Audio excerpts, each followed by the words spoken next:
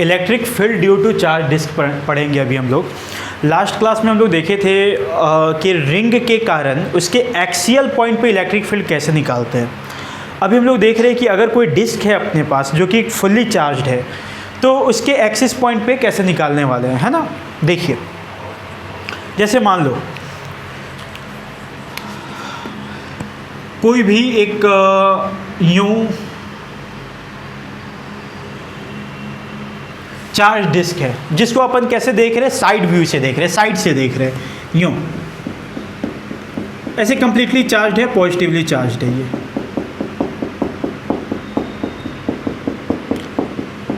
इसके एक्सिस पे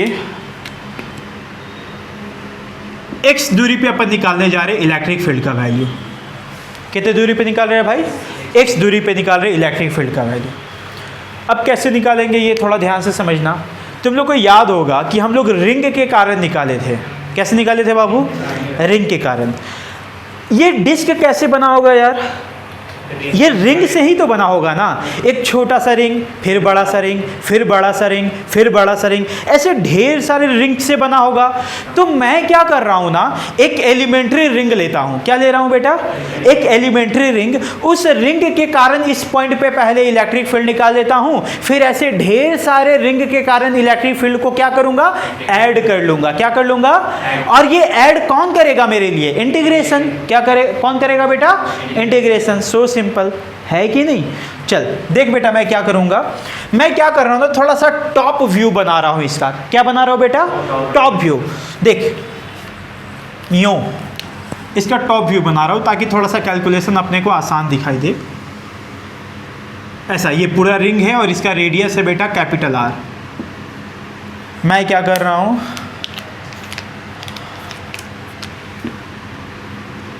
small r radius पे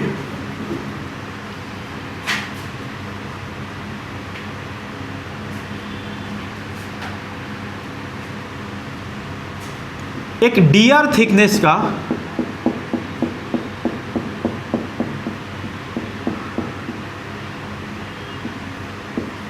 एक रिंग बना लिया। कितना थिकनेस का बेटा, dr थिकनेस का।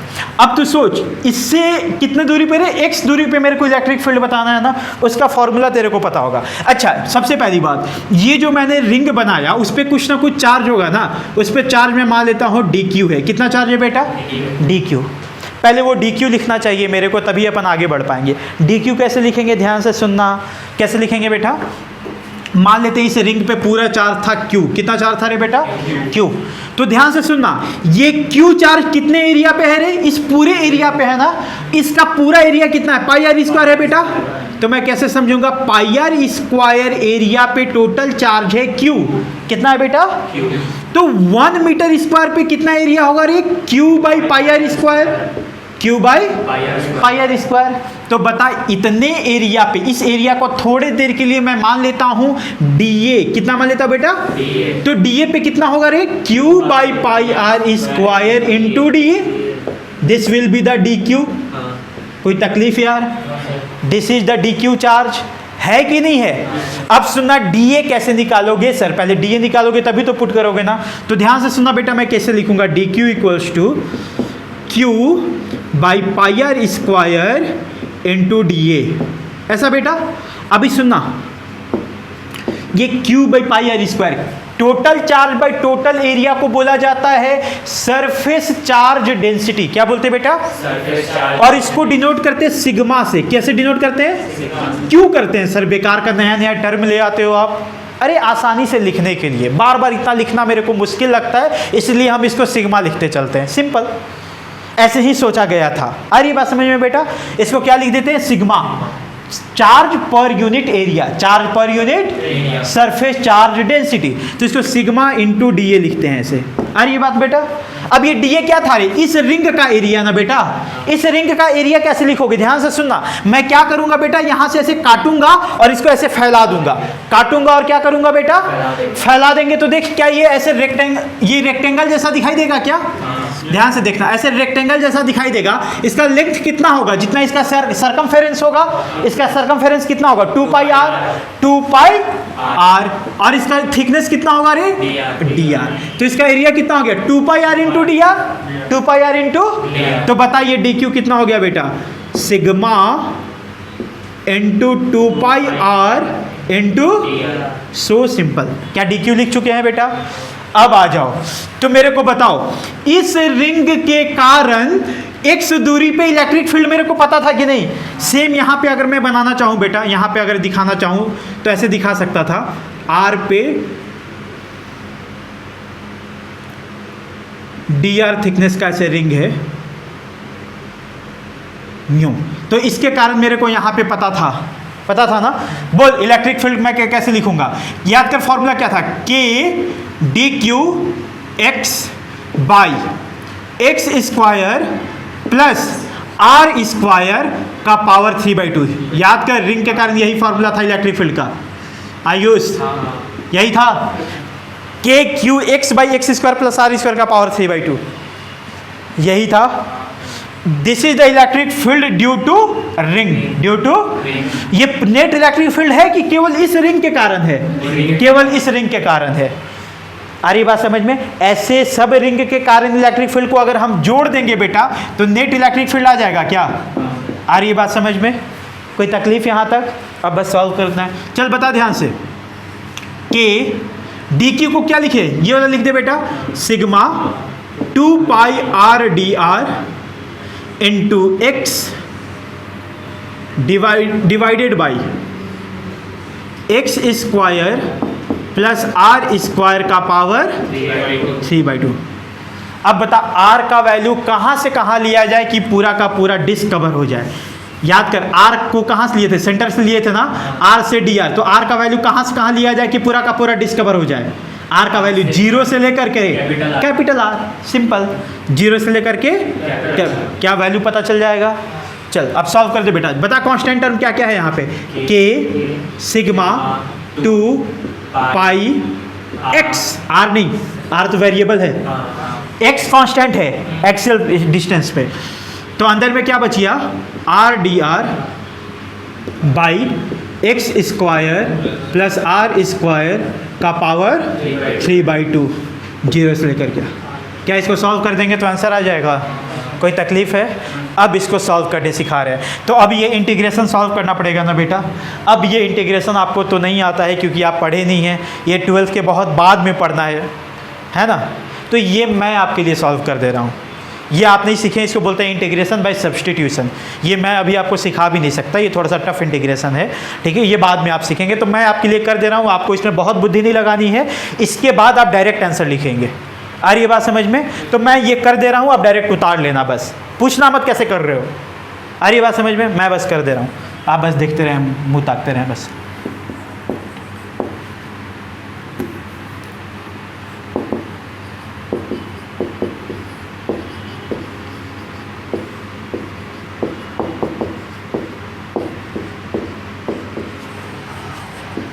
उतार तब तक इधर।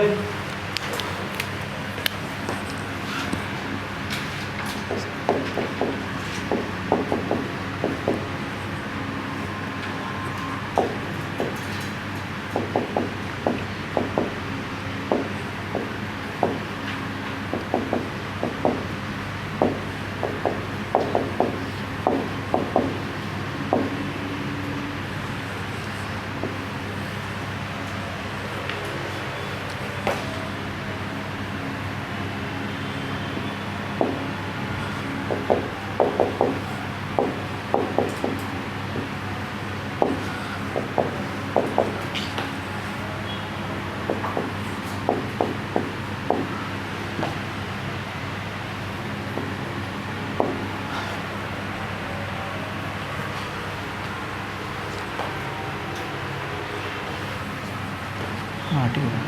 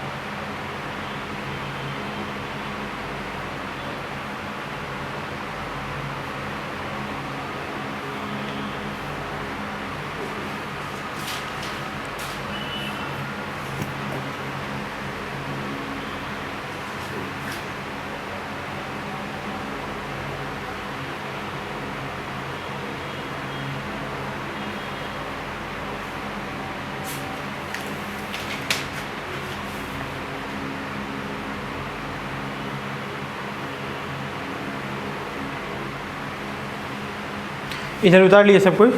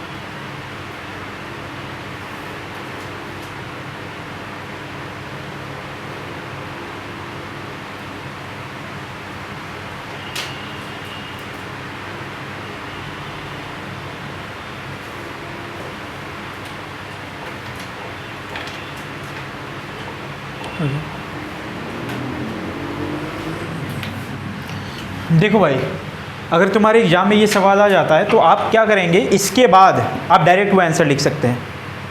अभी अगर एग्जाम में आ जाता है, फाइनल एग्जाम में आएगा तो आपको पूरा दिखाना चाहिए, क्योंकि अभी एग्जामिनर समझेगा कि आप इंटीग्रेशन पूरा नहीं पढ़े हैं। आ रही है बात समझ में ना? चल देख, एक और, अभी तो ठीक है ये आंसर आ गया, लेकिन एक और बहुत इंपॉर्टेंट चीज़ सिखाने जा रहे हैं, ध्यान से समझोगे। देखो क्या इंपॉर्टेंट सिखाने जा रहे हैं सर।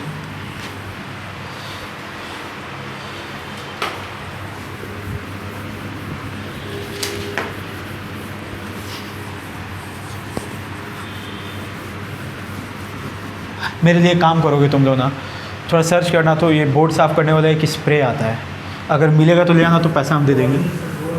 कॉलिन से ना ख़राब हो जाता है बोर्ड, वो तो शीशा ही सब साफ हम ट्राई किए हैं कॉलिन से।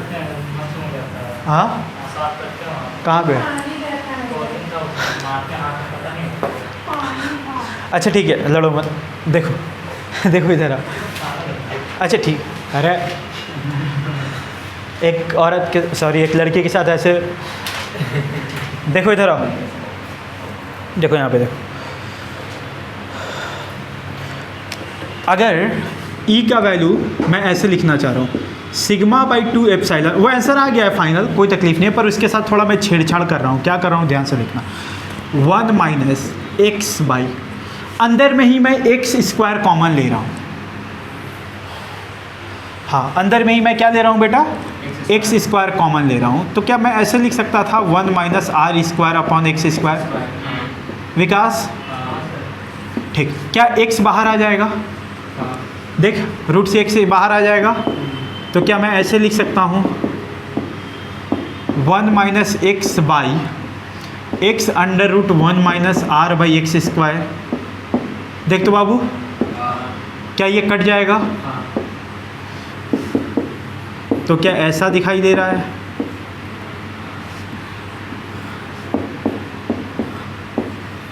One minus are square upon x square दिखाई दे रहा है।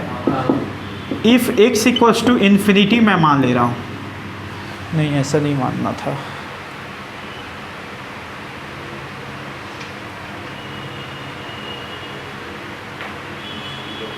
ज़रूरत ही नहीं थी, मेरे को डायरेक्ट मानना था।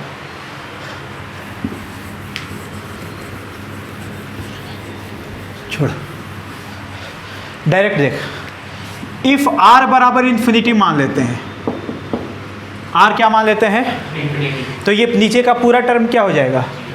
अरे आर इन्फिनिटी, तो उसके साथ कुछ भी जोड़ोगे तो पूरा इन्फिनिटी हो जाएगा। अब x को इन्फिनिटी से डिवाइड करोगे तो पूरा का पूरा टर्म जीरो हो जाएगा। तो E बराबर कितना हो गया? Sigma by 2 epsilon not. होगा कि नहीं होगा? इसका मतलब जो डिस्क था मैंने आर उसका क्या मान लिया? इनफाइनाइट। मतलब सी जो डिस्क था वो कैसा हो गया? इनफाइनाइट हो गया।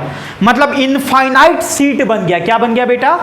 मतलब मैं कह सकता हूं इनफाइनाइट सीट के लिए इलेक्ट्रिक फील्ड का वैल्यू होता है सिग्मा बाई 2 एप्सिलॉन नॉट। कितना होता है? तो देख पा रहा है इनफाइनाइट सीट के लिए इलेक्ट्रिक फील्ड का वैल्यू डिस्टेंस पे डिपेंड नहीं करता, फिक्स है। देख, क्या आर पे एक्स पे डिपेंड कर रहा है क्या? मतलब अगर ये बोर्ड इनफाइनाइट सीट हो गया तो यहाँ भी इलेक्ट्रिक फील्ड का वैल्यू वही होगा, यहाँ भी इलेक्ट्रिक फील्ड का वैल्यू होगा, यहाँ भी सब जगह सेम होगा। होगा कि नहीं होगा? क्या बात समझ में आ रही है? तो हम लोग समझ जाएंगे कि इनफाइनाइट सीट के लिए इलेक्ट्रिक फील्ड का वैल्यू क्या होता है बेटा? कांस्टेंट होता है और हर एक पॉइंट पे सेम होता है, वो डिस्टेंस पे डिपेंड। याद हो गया? रुक जा, लिखना नहीं है। एक और इंपॉर्टेंट बात, ये पहला इंपॉर्टेंट बात हो गया यहाँ से जो अपन सीखे।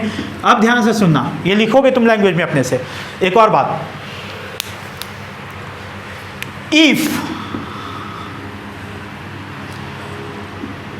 R इज मच या फिर ऐसे लिख, if x is much smaller than R, x is much smaller than, अगर x R के रिस्पेक्ट में बहुत छोटा है तो क्या मैं x को इग्नोर कर सकता हूं R के रिस्पेक्ट में? तो क्या हो जाएगा? E बराबर देख तो sigma by 2 epsilon naught 1 minus X by R होगा। अरे x तो अभी भी बहुत छोटा है ना R के रिस्पेक्ट में, तो x बाई आर तो अभी भी बहुत छोटा होगा ना बे, बहुत। तो एक के कंपैरिजन में अभी भी बहुत छोटा है क्या?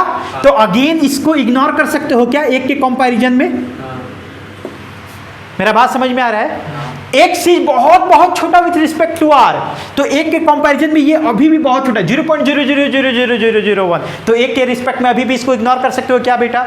इसको इग्नोर कर दोगे तो अभी इलेक्ट्रिक फील्ड का वैल्यू कितना हो गया सिग्मा बाई, अरे वाह क्या बात है, ये तो आंसर बिल्कुल वैसे ही आ रहा है सर। जब आप इसको क्या मान लिए थे, इस डिस्क को इनफाइनाइट सीट क्या मान लिए थे?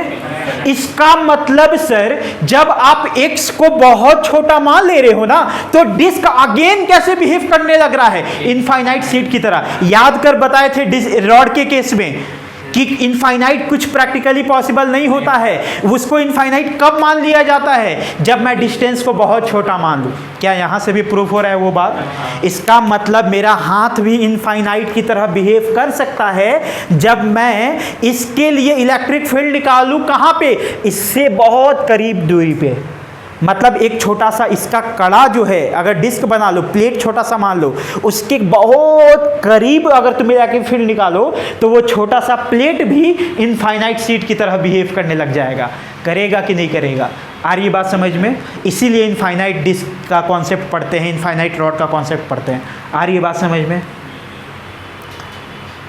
बात समझ में आई? इनफाइनाइट सीट का कॉन्सेप्ट क्यों पढ़ते हैं? बुझाया? हाँ सर। एक छोटा सा डिस्क भी इनफाइनाइट की तरह कब बिहेव करेगा बेटा? जब इलेक्ट्रिक फील्ड कहाँ निकालेंगे? उससे बहुत करीब। यहां से दिखाई दे रहा है? उतारो। और ये वाला फॉर्मूला मैं एक बार और डिराइव कराऊंगा गॉस थ्योरम में। आ रही है बात समझ में? And this is all about electric field due to infinite disc, या फिर यूं कहें डिस्क। Thank you. बंद कर दो।